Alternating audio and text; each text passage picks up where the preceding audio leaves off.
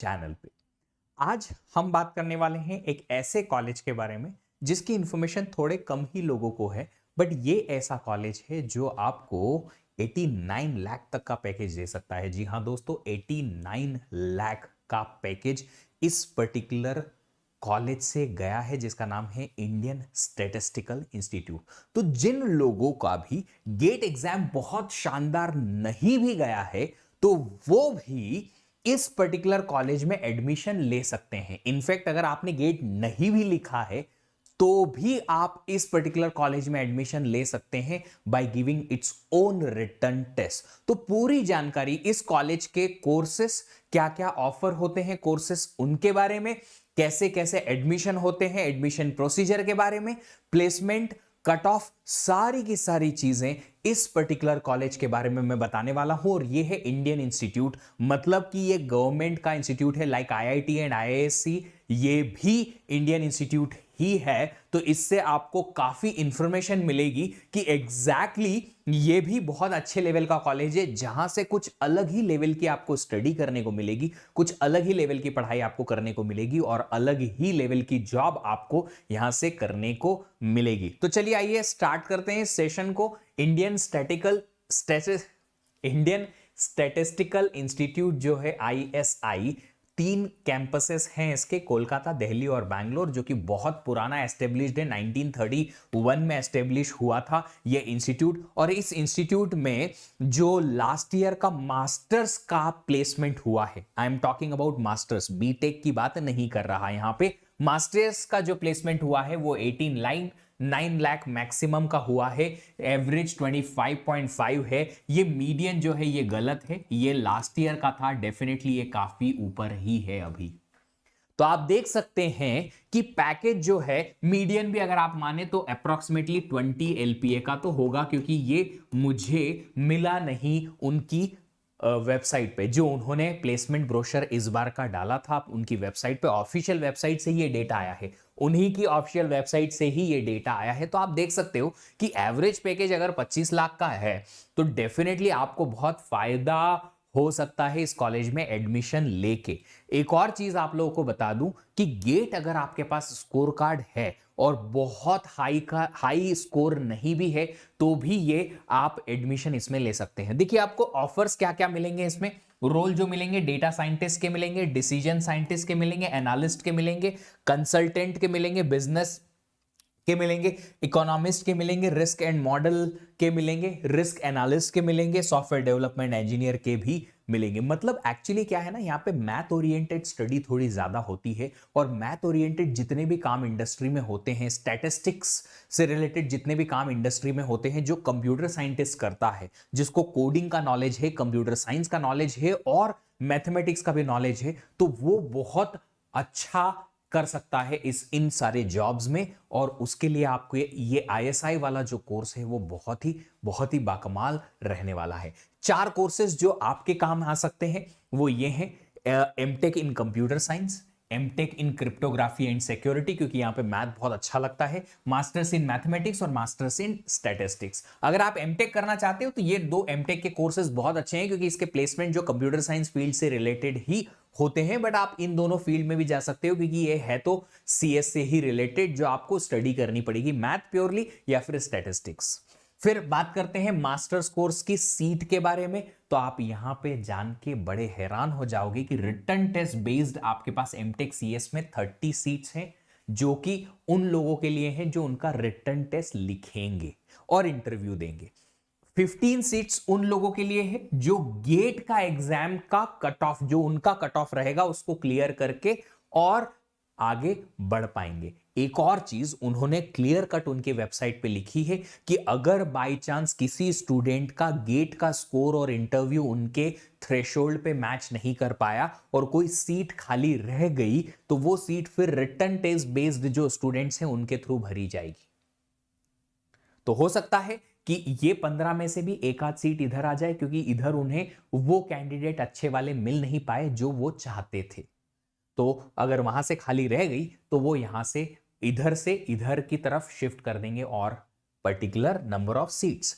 Cryptography and security के लिए 20+5 है। मास्टर इन मैथ और मास्टर इन स्टेट्स के लिए आपको रिटन टेस्ट ही लिखना पड़ेगा, इसमें गेट एग्जाम का स्कोर काम नहीं आएगा। आगे बात करते हैं एमटेक इन सीएस। उसके लिए आपको किसी भी स्ट्रीम में 4 साल का बीई बीटेक चाहिए और इसके अलावा या तो आपका मास्टर डिग्री होना चाहिए in any subject having passed mathematics eight 10+2। अगर आपने 10+2 में मैथ लिया था, आपके मैथमेटिक्स अगर आपके पास था 11th-12th में, और उसके बाद आपने कोई भी मास्टर डिग्री की है, तो आप ये एमटेक सीएस के लिए एलिजिबल हो जाओगे। मास्टर डिग्री मतलब कौन सा, एमएससी, एमसीए या फिर कोई भी, ठीक है। ये कोलकाता में ऑफर होता है, 12,400 रुपया स्टाइपेंड है इसकी, और इसके अलावा आपको एडमिशन जो है या तो एडमिशन टेस्ट के थ्रू या गेट स्कोर के थ्रू होगा, जो मैं थोड़ी देर में और डिटेल इसकी दे दूंगा। बात करते हैं एमटेक सीआरएस की। ऑलमोस्ट सेम टू सेम इसकी क्या है, स्पेसिफिकेशंस हैं। ये भी कोलकाता में ही होता है, 4 साल या तो बीई बीटेक किया किसी स्ट्रीम में आपने तो, या फिर आप किसी भी मास्टर डिग्री को होल्ड करते हो after having 10+2 in the mathematics. आपको सेम स्टाइपेंड मिलती है जो आपकी 12,400 रुपए की है, और गेट स्कोर या एडमिशन टेस्ट बेसिस पे आपको एडमिशन मिल जाएगा। मास्टर ऑफ मैथमेटिक्स के लिए आपको 3 साल से ज्यादा का कोई भी बैचलर कोर्स अगर किया हुआ है तो आपको मिल सकता है। बैंगलोर कैंपस में ये मास्टर ऑफ मैथमेटिक्स होता है, मिलता है। इसमें आपको 8,000 ही स्टाइपेंड मिलेगा, देख लीजिएगा, और एडमिशन टेस्ट के थ्रू ही एडमिशन होता है। सिमिलरली मास्टर ऑफ स्टैटिस्टिक्स के लिए भी किसी भी डिसिप्लिन में आपका बैचलर जरूरी होना चाहिए। बैंगलोर कैंपस में ही ये कोर्स है, 8,000 रुपए की स्टाइपेंड है और एडमिशन टेस्ट है। एक और चीज जो यहां पे है वो है सिलेक्शन प्रोसीजर। यहां पे लिखा है selection of candidates will be based on their performances in written test and interview conducted by institute subject to satisfying the minimum academic qualification. हो सकता है कि उनकी कोई मिनिमम एकेडमिक क्वालिफिकेशन हो, वो आप अगर सेटिस्फाई करते हो, रिटन टेस्ट और इंटरव्यू में अच्छा परफॉर्म करते हो, तो आपका सिलेक्शन होगा। अब एक और चीज इन्होंने क्या लिख रखी है कि अभी अगर आपका गेट स्कोर अच्छा नहीं है तो आप रिटन टेस्ट वाले एडमिशन के लिए तो अभी से अप्लाई करना चालू कर देंगे मार्च में, जब से इनकी एप्लीकेशन प्रोसेस स्टार्ट हो जाएगी। जिनके पास गेट स्कोर है और वो गेट स्कोर के थ्रू अप्लाई करना चाहते हैं, उन्हें लगता है कि उनका गेट स्कोर इतना अच्छा है कि वो कट ऑफ पार कर लेंगे, तो गेट स्कोर के लिए अलग से एडमिशन चैनल रहेगा। तो दोनों के लिए चैनल अलग रहेगा, एक सिंगल एप्लीकेशन से काम नहीं चलेगा।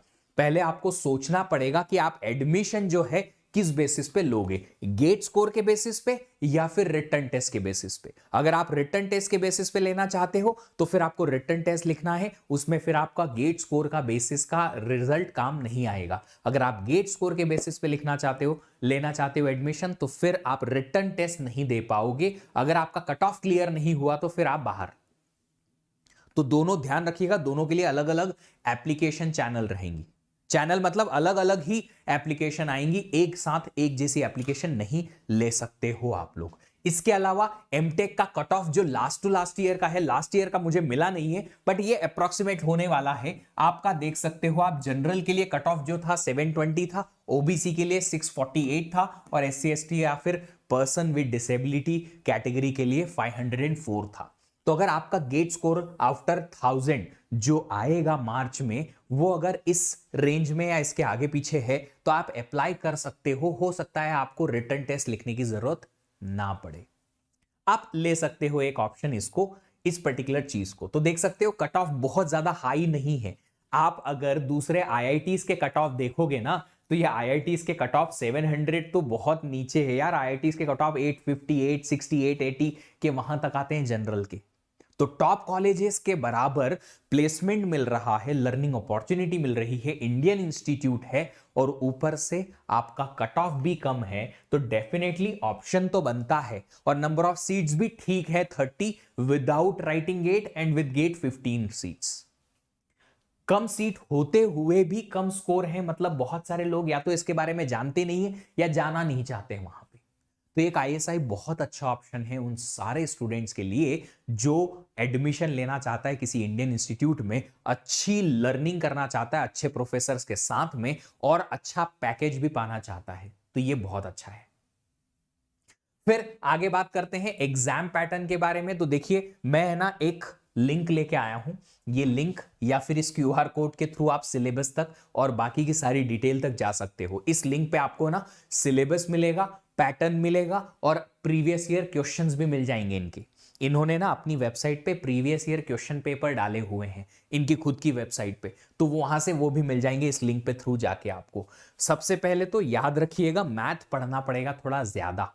तो अगर आप इसका एडमिशन टेस्ट देना चाहते हैं, गेट का स्कोर कार्ड आपके पास अच्छा वाला नहीं है और आप 30 सीट्स के लिए फाइट करना चाहते हैं एडमिशन टेस्ट के लिए, तो आपको एडमिशन टेस्ट पार्ट नंबर 1 और पार्ट नंबर 2 दो अलग अलग पार्ट में होंगे।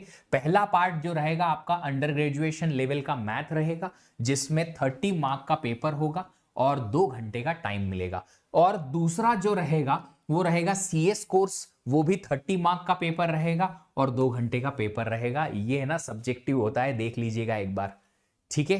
तो आपको डिटेल में इसके पीवाईक्यूज देख के समझ में आ जाएगा कि इसका एडमिशन का रिटन टेस्ट जो है किस लेवल का होता है। पर पहला पूरा प्योरली मैथ है, जिसमें ऑफ कोर्स एप्टीट्यूड और क्वांट मैथ भी इंक्लूडेड है, और दूसरा कंप्यूटर साइंस के कोर्सेज से रिलेटेड आपका सेकेंड टेस्ट होने वाला है। इस पर्टिकुलर क्यूआर कोड को स्कैन करके आपको पूरी डिटेल मिल जाएगी, ठीक है। चलिए अब आगे बढ़ते हैं और नेक्स्ट चीज जो यहां पे बताना चाहता हूं वो ये है कि इंपॉर्टेंट डेट्स जो है वो है 7 मार्च 2023 से इसकी ऑनलाइन एप्लीकेशन स्टार्ट हो जाएगी। अभी है आपके पास टाइम है, 1 महीना है, बट इन्होंने 1 महीना पता है क्यों दिया है? ये 1 महीना इसलिए दिया है ताकि आप एप्लीकेशन प्रोसीजर स्टार्ट होने के पहले पीवाईक्यूज देख लो, सिलेबस देख लो और प्रिपरेशन अभी से स्टार्ट कर दो। इसीलिए इंडियन इंस्टीट्यूट का ये सबसे बेहतरीन काम होता है कि ये लोग ना वेल अहेड ऑफ एनीथिंग सब कुछ पहले से बता देते हैं। आईआईएससी का भी आपको बहुत जल्दी नोटिफिकेशन जो है आपके सामने आ जाएगा और आप लोग आपकी एप्लीकेशंस जो हैं वो प्रोसीजर स्टार्ट हो जाएगी बहुत जल्दी। आईआईएससी ही एक इंस्टीट्यूट है जो गेट के रिजल्ट के अगले 4 दिनों के अंदर अंदर अपनी एप्लीकेशन प्रोसीजर क्लोज कर लेता है, क्योंकि उनको पता है जो सीरियस बच्चा है वो 4 दिन के अंदर अंदर अप्लाई कर देगा, उसके पहले ही अप्लाई कर देगा। जो सीरियस बच्चा नहीं है वो अप्लाई करने का सोचता ही रह जाएगा। तो एप्लीकेशन जो है स्टार्ट होगी 7 मार्च से, टाइम है अभी 1 महीने का, बट प्रिपरेशन तो अभी से स्टार्ट कर सकते हैं ना। गेट का भी ऐसे ही किया था, गेट की एप्लीकेशन आई थी हमारी सितंबर टाइम में, अगस्त सितंबर में, बट हमने प्रिपरेशन तो बहुत पहले से चालू कर दी थी। पता ही था ना कि एप्लीकेशन आएगी, जब आएगी तब फिल कर देंगे form and all, but preparation तो चालू कर दें, वही तो अभी करना है। प्रिपरेशन तो चालू कर सकते हैं, ऑफ कोर्स आज से ही कर सकते हैं। मेहनत करने के लिए हम बिल्कुल पीछे नहीं हटेंगे। एप्लीकेशन जो है ऑलमोस्ट 1 महीने तक आप रहेंगे, बट हम जल्दी से जल्दी इसका एप्लीकेशन फॉर्म फिलअप कर देंगे और एडमिशन टेस्ट जो है 14 मई को होने वाला है। अब 14 मई के आसपास अगर कोई बड़ी इवेंट है तो टाल देना, आगे पीछे कर लेना। अगर आपके घर में किसी की शादियां वादियां फिक्स हो रही हैं तो बोल देना यार 14 मई के आगे पीछे कर लो ताकि हम अटेंड कर पाए, और नहीं हो रही है तो इट्स ओके, छोड़ सकते हो आप। क्या शादी? ऑफकोर्स शादी ही छोड़ने की बात कर रहा हूं, आपकी तो है नहीं कि है नहीं ना, किसी और की है तो इट्स ओके, कोई प्रॉब्लम नहीं। आपके जाने नहीं जाने से शादी रुकेगी नहीं, है ना। तो आप अपने करियर पे ध्यान दो भैया, और ये डेट थोड़ा सा ध्यान रख लीजिएगा कि 14 मई को आपका एग्जाम जो है रिटन टेस्ट होने वाला है, जो लोग गेट के बिना एडमिशन लेना चाहते हैं वो। अब इस एडमिशन साइट का भी मैं ये लिंक लेके आया था, अगर आप टाइप करना चाहते हो तो टाइप कर लो, नहीं तो ये एप्लीकेशन का जो भी एडमिशन का जो वेब पेज है इस पे आप यहां से जा सकते हो। सिलेबस भी मैं यहां कॉपी करके लाया हूं वैसे तो, पर उसके पहले देखिए कि फीस जो है अनरिजर्व्ड मेल के लिए 1500 है, फीमेल के लिए 1000 है और रिजर्व्ड कैटेगरी स्टूडेंट्स के लिए 750 रुपीज है। इसमें भी ना, इसमें भी क्या है, इसमें भी आपको ना एक चीज है जो ध्यान रखनी है कि जितनी भी सीट्स यहां पे है, जितनी भी मैंने सीट्स यहां पे बता रखी हैं, ये सारी की सारी जो सीट्स हैं इसमें भी रिजर्वेशन है, क्योंकि ये इंडियन इंस्टीट्यूट है, मतलब गवर्नमेंट इंस्टीट्यूट है, और गवर्नमेंट इंस्टीट्यूट में ये बिल्कुल आपको देखने को मिलेगा कि कैटेगरी वाइज आपको जितने भी परसेंटेज का रिजर्वेशन फिक्स रहता है वो रहेगा, ठीक है। तो यहां भी वो देखने को मिल जाएगा। अब देखते हैं इसका एडमिशन सिलेबस जो है वो देखिए, तो data structure, discrete mathematics, programming languages, design and analysis of algorithm, digital logic, COA, operating system, formal language and automata theory, databases, computer network, ये तो पूरा गेट का ही सिलेबस है, कुछ और अलग तो करना ही नहीं है ना। एनालिटिक्स रीजनिंग जो मैथ का है, एल्जेब्रा है, मैथमेटिक्स जो एल्जेब्रा का आता है वो, कोऑर्डिनेट ज्योमेट्री है, ओहो, पैराबोलाज, एप्लिस, ellipses, circles, straight lines, hyperbolas et cetera, calculus है, एलिमेंट्री डिस्क्रीट प्रोबेबिलिटी थ्योरी है एंड ग्राफ थ्योरी है। हो सकता है ये आपके गेट के सिलेबस में उतना डिटेल में ना हो, बट यार मैथ तो पढ़ना पड़ेगा इसके लिए, क्योंकि यहां पे ना जो जॉब भी लगती है वो मैथ ओरिएंटेड लगती है और जबरदस्त लगती है। कब बहुत सारी कंपनीज में ना मैथमेटिक्स बेस्ड या statistics based probability based analysis होती है, और वो एनालिस्ट या वो कंसल्टेंट्स जो है बहुत बेहतरीन पैसा पाते हैं, बेहतरीन।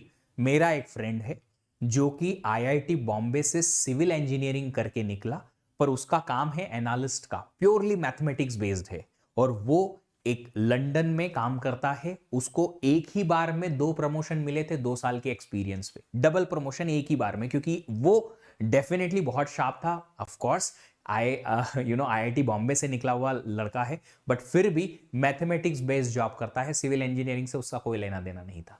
तुम लोग तो सीएस के बच्चे हो, ऊपर से मैथ पढ़ोगे तो तुम तो पता नहीं कहीं पहुंच सकते हो, कहीं भी जा सकते हो। ठीक है, चलिए अभी और भी बहुत सारी चीजें हैं जो यहाँ पे हैं मैथमेटिक्स में, ये भी बहुत कुछ है। मैथ का पूरा सिलेबस जो है एम मैथ के लिए मैं लेके आया हूं, तो ये आपका एमटेक के लिए एडमिशन टेस्ट का पूरा डिटेल था। यहाँ पे एम मैथ जो एडमिशन प्रोसीजर है उसके लिए ये सारा का सारा सिलेबस है, आप देख सकते हो। मैथमेटिक्स में बहुत सारी चीजें हैं, पार्शियल डेरिवेटिव्स हैं, डायरेक्शनल डेरिवेटिव्स हैं, और कंटिन्यूटी है, यूनिफॉर्म कंटिन्यूटी है, डिफरेंशिएबिलिटी है, टेलर्स एक्सपेंशन है, और बहुत सारी मैथमेटिक्स रिलेटेड चीजें हैं। अगर आप एम स्टेट्स की बात करें तो मैथमेटिक्स है, थ्योरी ऑफ इक्वेशंस हैं, लिमिट्स एटसेट्रा एटसेट्रा हैं, स्टैटिस्टिक्स एंड प्रोबेबिलिटी है। ये तो कंप्यूटर साइंस के स्टूडेंट को भी पढ़ना जरूरी है, पता है क्यों? क्योंकि ये जो चीज है पूरा डेटा साइंस का बेसिस है, प्रोबेबिलिटी एंड स्टैटिस्टिक्स थ्योरी। तो अगर आप एम स्टेट्स में भी जाते हो तो भी, नहीं भी जाते हो तो आपको काफी हद तक स्टैटिस्टिक्स और प्रोबेबिलिटी पढ़नी पड़ेगी, अगर आप चाहते हो कि आपको डेटा साइंस में अच्छा कुछ करना है तो ये सिलेबस है। एक बार इस पर्टिकुलर लिंक पे जाके आप लोग ना सिलेबस और प्रीवियस ईयर क्वेश्चन पेपर देखिएगा जरूर, क्योंकि यहां से ना प्रीवियस ईयर क्वेश्चन पेपर को देख के आपको आइडिया होगा कि किस लेवल की पढ़ाई करनी है। अच्छा, एक चीज और, प्रीवियस ईयर पेपर को देख के ना बहुत सारे लोग डर जाते हैं, अरे ये तो बहुत टफ है सर, इतना टफ क्वेश्चन पूछते हैं, हम तो नहीं लिखेंगे। बहुत सारे बच्चों ने मेरे को लास्ट ईयर भी बोला था कि सर ये तो बहुत टफ है, हम नहीं लिखेंगे। पर मेरा मानना यह है कि अगर आप अभी से जिंदगी की ऐसी कठिनाइयों से डर जाओगे कि ये तो टफ है हम नहीं जाएंगे, ये टफ है हम ये नहीं करेंगे, तो फिर आपको पैसा कौन देगा? बिना चैलेंजिंग जॉब किए हुए आपको पैसा ज्यादा नहीं मिल सकता, ये गारंटीड है। चैलेंजिंग जॉब तो करनी पड़ेगी, किसी न किसी तरीके से वो चैलेंजिंग होगी ही होगी, और सॉफ्टवेयर फील्ड में चैलेंजिंग जॉब का मतलब ही पैसा है। अदरवाइज आप रेगुलर घिसी-पिटी अगर जॉब करते हो तो एक वो छोटा मोटा काम करने वाला बंदा जो रोज एक तरह की मिठाइयां बनाता है एक किसी रेस्टोरेंट में, वो नॉर्मल भी कमाई लेता है ना। उसको कुछ इनोवेटिव तो करना नहीं है, चैलेंजिंग तो करना नहीं है। चैलेंजिंग कौन करता है? किसी बड़े रेस्टोरेंट का शेफ, जो कि बहुत अलग अलग इनोवेटिव तरीके से नई नई डिशेस डिजाइन करता है, तब जाके उसको अच्छा पैसा मिलता है, और उसका जो रेस्टोरेंट है या जो उसका पर्टिकुलर बिजनेस है वो चलता है। तो एक सिंपल सी बात है, चैलेंजिंग चीजों से अगर डर जाओगे तो आपको ना तो कोई बहुत अच्छा करियर मिल पाएगा, ना ही पैसा मिल पाएगा। तो आप डरिएगा नहीं, क्वेश्चन पेपर्स को देख के थोड़ी मेहनत करोगे तो वो क्वेश्चन भी बनेंगे जो उसमें लिखे हैं। हो सकता है अभी आपके लिए वो अननोन हो, नए हो, बट ऐसा मतलब नहीं है कि वो अननोन ही रहेंगे। थोड़ी मेहनत करोगे हो जाएगा। पेपर में अभी भी 3 महीने हैं और उससे ज्यादा ही है, 3 महीने में भी और 7 दिन एक्स्ट्रा हैं। तो आज से ही प्रिपरेशन करके और आप स्टार्ट कर सकते हो। आप ये वाली साइट ये टाइप कर लो यार, नहीं तो ISI कोलकाता लिखो, उसकी वेबसाइट पे जाके आपको एडमिशन में जाके आपको मिल जाएगा सब कुछ। ठीक है,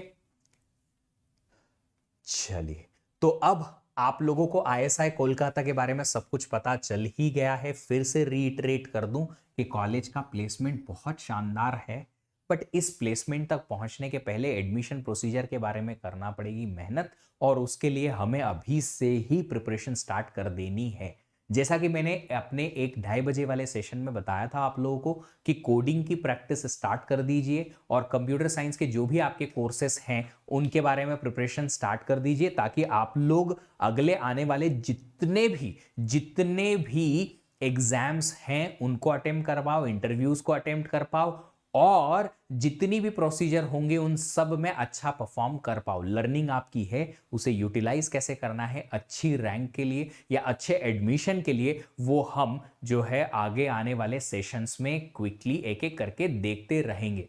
किस मार्क्स पे क्या क्या कॉलेज मिल सकता है, कितना स्कोर पे क्या मिलेगा, एक एक करके हम इसकी एनालिसिस